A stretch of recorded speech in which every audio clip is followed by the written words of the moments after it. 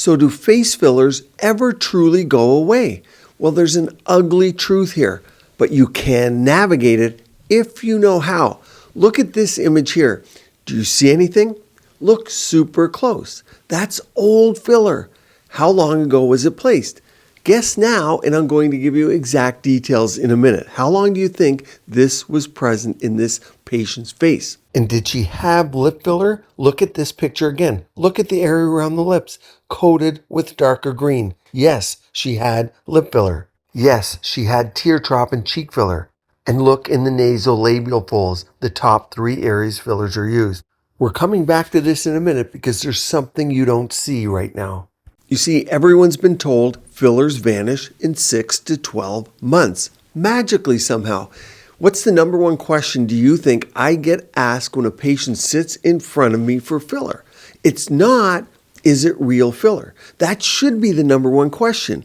But it's how long does it last? That's actually what people ask. Well, truth be told, it's how much does it cost first, but then it's how long does it last?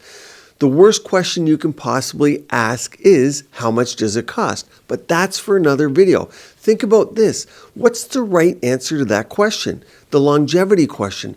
Patients are hoping to hear the word forever. It will last you forever because that saves them money, right? Well, the companies will say 6 to 12 months. And patients think to themselves, that's just a waste of my money because I'll need to come back in a year, right? Well, the MRI scans, they say otherwise, different than what the companies tell you. And the scans are correct here. Unfortunately, they do last long. Be careful what you wish for. Filler doesn't pack its bag after 12 months. It sometimes signs a 10-year lease in your cheeks. Yes, fillers have been caught on camera still sitting in faces for more than 10 years later.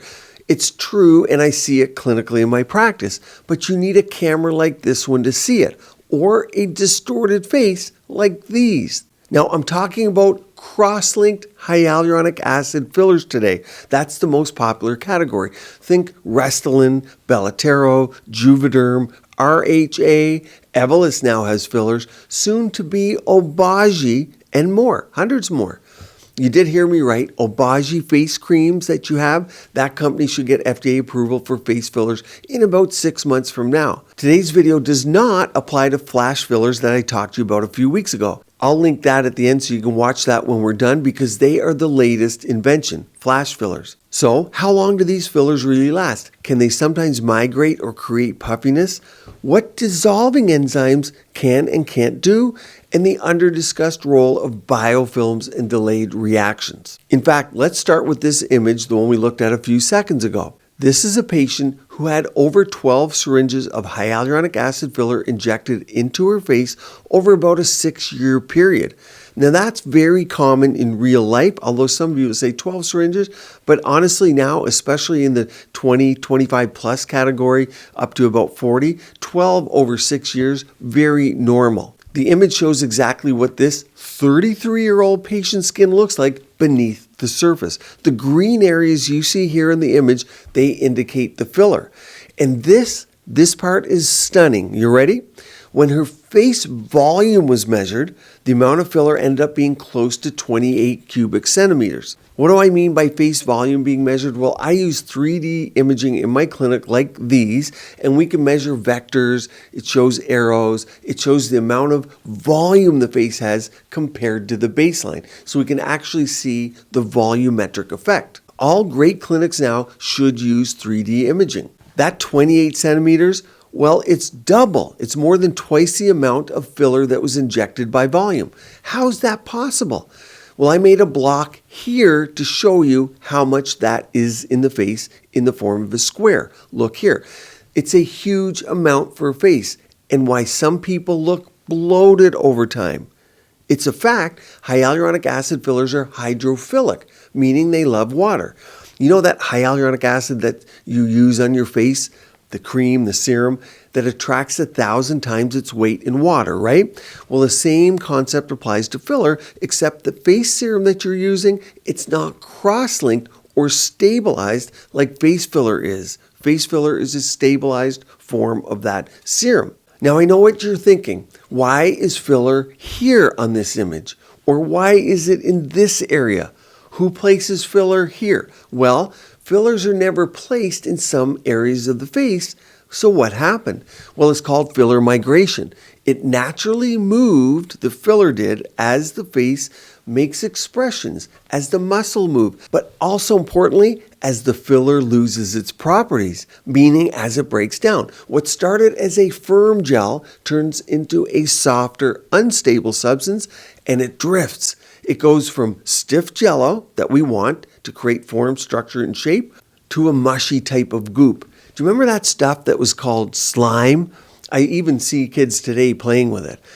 It's like that. It turns into a slime versus a structural supportive hyaluronic acid filler, like ice cream melting off the cone on a hot day. So clinical brochures from the companies, they love to say 6 to 18 months, but the MRI studies in actual real patients in real life show persistent HA filler for 2 to 15 years. That's not a typo, up to 15 years. It's why I tell you guys, follow real doctors in real clinical practice seeing real patients, because the studies, well, they're just that. They're studies, and it's really hard to find a study that's not made or paid for by a company these days. You get the narrative they want you to know. Real doctors, real practice, answering to real patients. And if you like these, before we go on, like and subscribe. It helps me bring you more of these. So no, the fillers don't go away in a tidy timeline like the companies tell you. Now, it gets worse, because if you've ever been topping up filler every year, like you're told to do by your clinic, like this patient in the image, you're layering new filler on the old one that's broken down. That's how faces slowly drift from refreshed to overfilled without anyone knowing it. Perception drift as well plays a role here. No one really can identify the moment it happened, and there are many examples in real life of these, as you guys know. Here's the good news. Hyaluronic acid fillers are dissolvable, but bombshell number 3, dissolving isn't a magic eraser. Hyaluronidase fixes everything, right? That's what the enzyme is called, hyaluronidase. It comes from bovine, cow testes, ovine, sheep testes, and porcine, pig testes. And yes, it can work fast, but these do have allergy potential, so I use a recombinant DNA form called Hylenex. Problem with this form, it's expensive, so most med spas carry the cheap dissolvers. And not all filler responds the same. Higher cross-link density means more resistance to this type of hyaluronidase enzyme. That's chemistry, not my opinion. And there are now hundreds of different fillers on the market, so I can't outline them all for you to figure out what's in your face and how it will respond to dissolver. Not to mention, and you got to hear this because it's fact, up to 20% of people getting filler are given fakes. So even if you think you know what's in your face, well, you don't. Different brands, different formulations will degrade at different speeds when exposed to the same dose of the enzyme. And depending on the type of dissolver used, some people will say it got rid of their natural face fat. Comment below if that's you. I know there are whole groups online, help groups for this face fat loss. That's when we need to inject PRF to restore and regenerate and rejuvenate your facial fat pads. Bottom line, hyaluronidase is powerful, especially in emergencies like vascular compromise or occlusions, but in elective reversals and chronic swelling, expect variability and use imaging to target it, meaning like ultrasound. Bombshell number 4, no one wants you to know about this one. The quiet role of biofilms. Not every late nodule, meaning bump or redness that can occur months and years after getting filler in the area it was placed, is too much product. Some are actually low-grade bacterial biofilms. Those are microbial communities, think bacteria, that hide in and around the filler. These can be super tough to get rid of. When they flare up, you end up with swelling, so increasing size, redness, and tenderness, meaning they can be painful to touch months and years later. These won't melt with the enzyme alone. You also need antibiotics, sometimes steroid, and always expert hands to deal with them. Someone like me who's dealt with these before.